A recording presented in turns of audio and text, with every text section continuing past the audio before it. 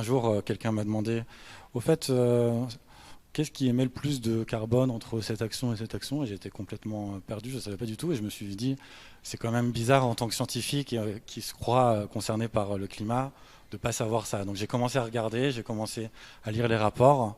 Et c'est vraiment ça qui m'a fait un déclic de me dire la façon dont continue de fonctionner la société ne correspond pas du tout à l'état de nos connaissances.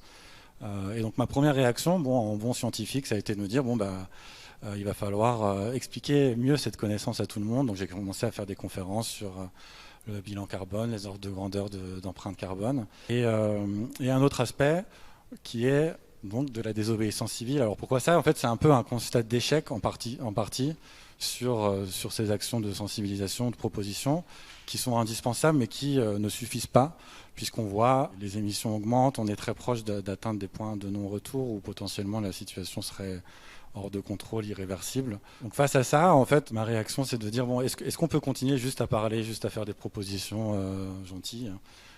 Et je pense que non, il faut absolument aller au-delà de ça.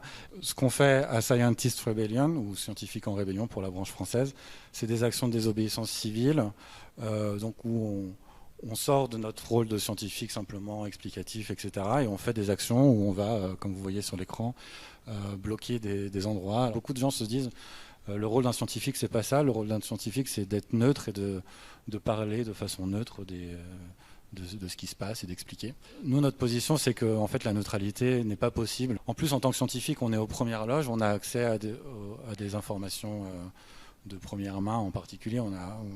Pour connaître la gravité de la situation, et donc on a une responsabilité particulière qui fait qu'on ne peut pas rester neutre. Si on reste neutre, implicitement on dit oui, la situation est grave peut-être, mais bon, les gouvernements font ce qu'il faut. Et évidemment, ce n'est pas du tout le cas, et donc sortir de la neutralité, et non seulement par des discours, mais aussi par des actes, c'est une façon de dénoncer ça et d'agir à la hauteur des enjeux.